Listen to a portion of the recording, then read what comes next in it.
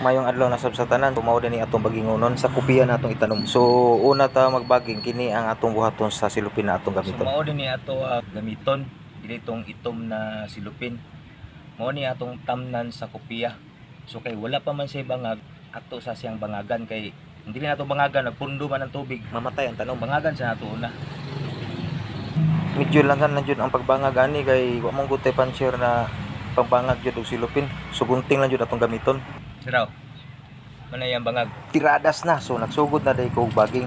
So ang pagbaging pud ani medyo langan kay lahi ni sa silupin nga katong silupin na itom ang color bitaw na pang seedling bag jud. Gawas na wala ni bangag nga ikaw pay mo bangag, ang iya pong lubot ikaw pay mo pilo pareha ani. Kay kung dili man guni siya piloon na naingon nagitoy nga naghapa nga nagtutoy sa iro nga inahan. Nindot nung totong itom mo ay gamiton. Gawas nga nanay bangag daan, ang iya pong lubot na napoy pilo daan. So ang nakalainan lang sa akong gigamit nako karon sa katong kumpara sa itom, mahal tong itom.